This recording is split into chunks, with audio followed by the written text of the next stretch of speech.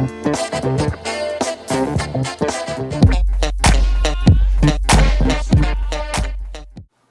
know, as weird as this might sound, man, sometimes I just feel like I have Einstein's soul in me or something.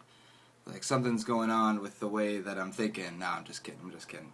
But okay, so check this out. I just want to share this with you guys. You know, I'm just doing the dishes, and this is what pops into my head. First of all, I wanted to say thank you to everyone involved in the feminist Facebook thread.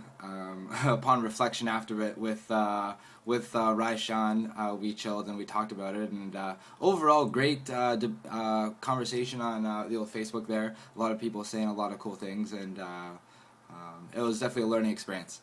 But yeah, so I just want to say thank you to everyone that was part of that. That was fun. It really meant a lot to a lot of people. That's why there's so much energy being put into it. There's so much passion there that it was really cool. So I'm doing dishes, and this is what I'm thinking about. Okay, so I'm thinking about like an equation for just how the brain works and how that relates to emotion. For every emotion that you have, there's a correlated frequency.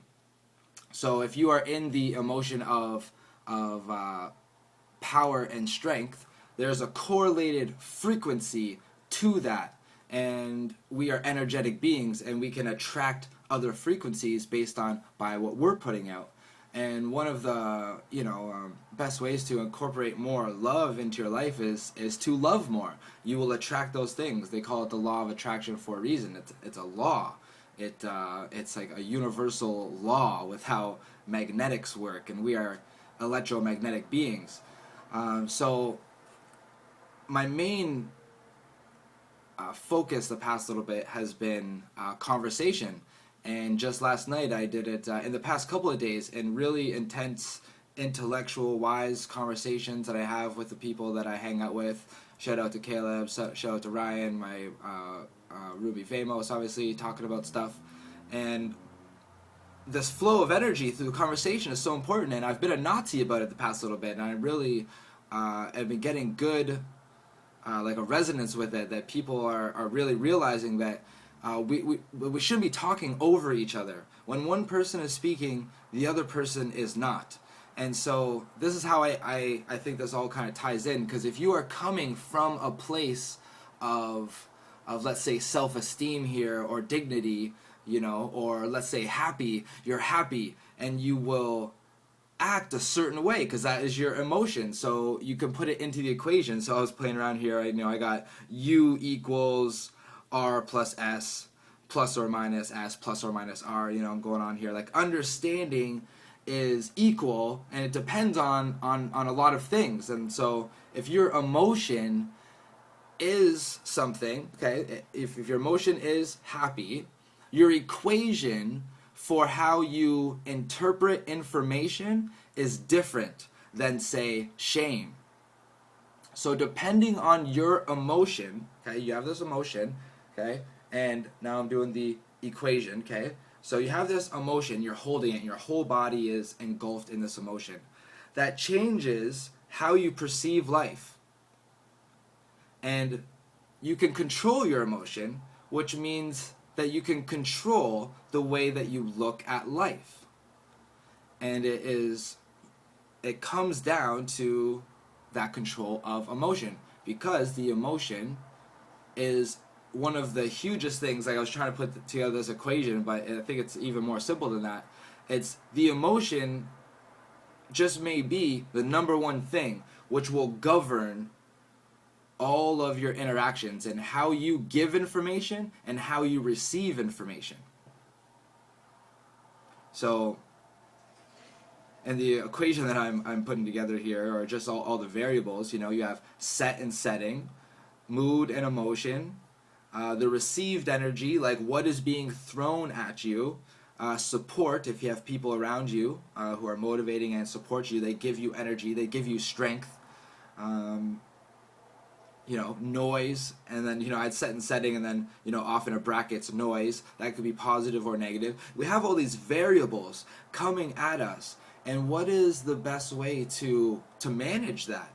how do we manage all these variables coming at us? It's noisy, it's polluted, I'm tired, I just got out of a bad relationship, that puts my mood down, now I'm in sadness and grief, so my mood is down, and that affects the way that I look at life.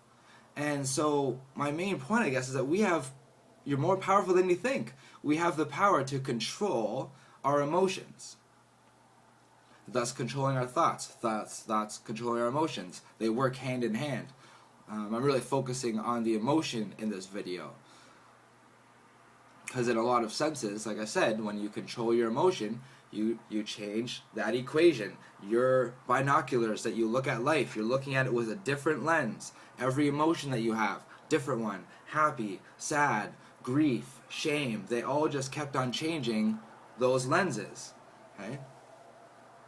So this is what I'm thinking about when I'm doing the dishes. But it's so relevant, in the past couple of weeks, like I was saying, I've really been a Nazi about that. Hey guys, like, I just maybe think that and like what I've been saying to people is like, I want to get the most out of our time together. I cherish it. We only have so much time that we're gonna spend together. I might not see you for another week or two. We have a couple of hours right now to spend with each other. And I think it's just such a waste if we talk at each other and over each other. That doesn't do anything for us.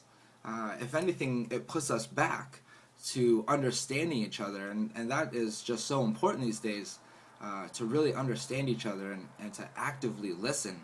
So this is just one way of looking at life.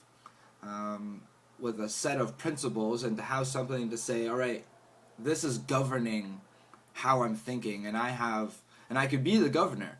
I can govern things. And I really think that for a lot of people, it will start with their emotion, and really getting your emotion in check, because that will change your physiology, that will change your brain chemistry, and it will dictate how you interact with life and how life interacts with you. Is very dependent on your emotion. Alright, jammed all that in about 8 minutes. That's not bad. So I hope that this chart was cool for you guys. When I first seen this, I was like, oh wow, that's really something. That is, I really resonated with that. So hopefully it resonates with you guys. So the best advice that I can give is, thought comes after thought, and you can control how you feel by holding a single thought. In Chinese philosophy, they have whatever their symbol is for the stream of consciousness, the flow of thought. It's called that for a reason, because it keeps on going. It's very difficult. That's why meditating is very difficult, because you have to stop the combating of your own mind to flow with information and thoughts and feelings and just thought.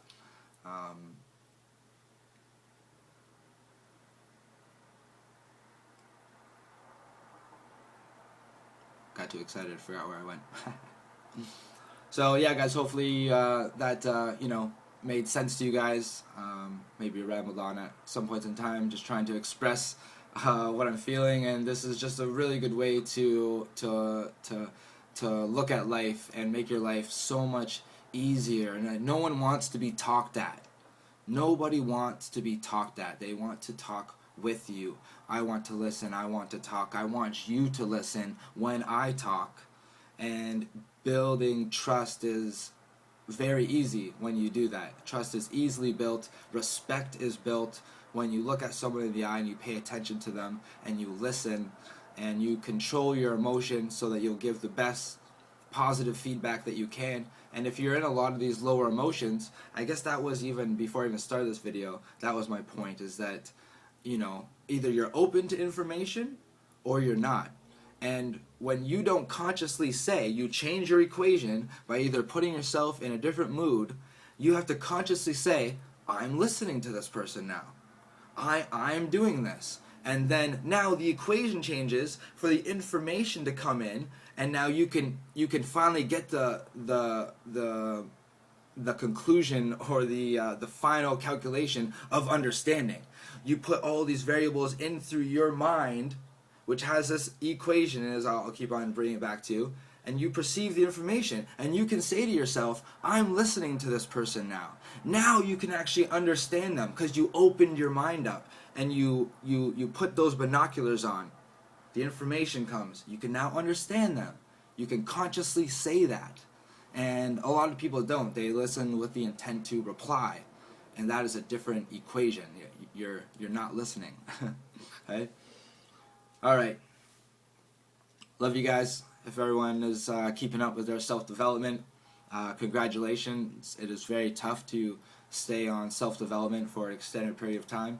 I go up and down, and life is a roller coaster. And I think that if you measure consistency over the course of a year instead of a week, you'll find that if you stay at it, you'll be consistent